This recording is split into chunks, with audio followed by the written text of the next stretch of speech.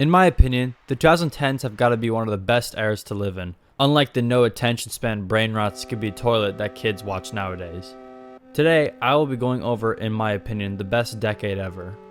I think we gotta start off with the cartoons. My favorite was SpongeBob, but I won't say much on that because I have a video about that coming out soon. But the other shows I gotta mention are Gumball, Regular Show, Adventure Time, Phineas and Ferb, Ninjago, Clone Wars, Pokemon, and one of the most underrated shows, Breadwinners. I think that show might have been the precursor to brain rot. Incoming hot take here, I never really liked the live action shows on Disney and Nickelodeon, but maybe that's because I never watched them. But at least my childhood wasn't ruined by some documentary that came out a while ago. Also, you know your ass stayed up way too late when Adult Swim came on, and as a little kid, Robot Chicken scared the hell out of me. But when you weren't watching your favorite shows, you were playing your favorite games. For me, I started gaming on the Wii with Mario Kart and Wii Sports. I used to dominate on Mario Kart, but now that I've recently played it again, my god, the controls suck. After the Wii, I got a tablet and the games on there went crazy. Y'all had Crossy Road, Minecraft, Pokemon Go, Geometry Dash, and Angry Birds. I remember one time I got the original Angry Birds, and for some reason I wanted them all, so I bought every one of them off the store, and I didn't know it costed actual money, so I ended up accidentally buying them using my mom's credit card that was already on the tablet, and I got grounded for a while after that. I think everyone has had that happen to them. But one of the more toxic consoles was the Xbox 360. Call of Duty was insane back then. I remember watching my dad playing the game, and all I would hear was the most craziest shit from the other players. Near the end of the 2010s, Fortnite came out, and even though I like how the game is today, it can't compare to the OG days of the game, when everyone sucked and getting a win actually felt really good. You also can't forget the board games like Sorry, Candyland, and Monopoly.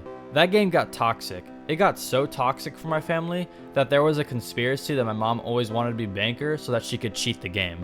And when you weren't playing games, you were watching YouTube. The internet was very ruthless back then. If you said one wrong thing, you would get a lot of comments that would be similar to the comments you got on Instagram.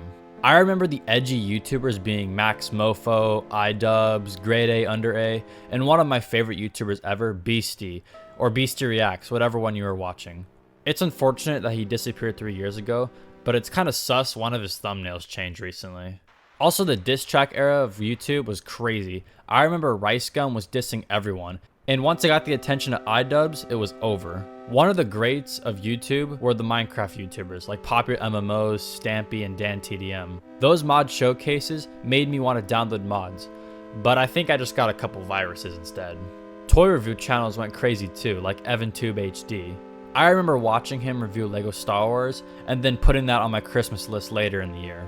Also, the memes back then were the start of brain rot. I mean, look at this shit.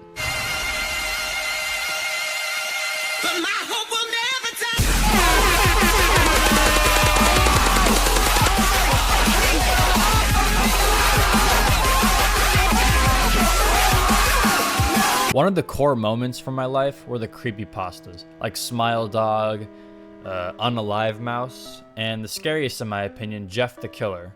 After looking at that picture and listening to the story, he fucked up my sleep schedule so much. Also, I don't know if it was just me, but there was this fake trailer of the Jeff the Killer movie that was all around the internet at the time. One of the best parts of horror content was Five Nights at Freddy's. I remember Markiplier playing the game and I wanted to buy it, but once I bought it, I was too scared to play for the next 2 years.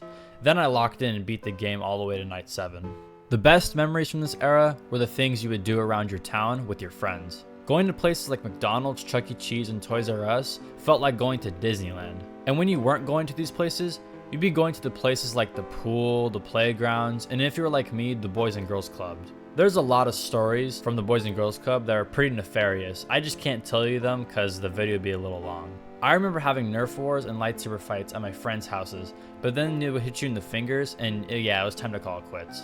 Some of the best and worst memories came out of school. I remember when people would bring their toys from home to school and play with them at recess, like fidget spinners, tech decks, Pokemon cards, and Lego.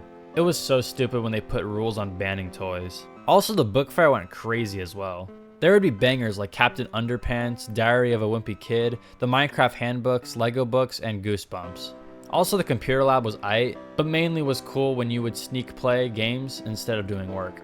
Yeah, the 2010s were the best, and I would pay almost anything to relive them. Comment down below your favorite memories from your childhood, or maybe tell me something I should talk about next. Anyways, peace out.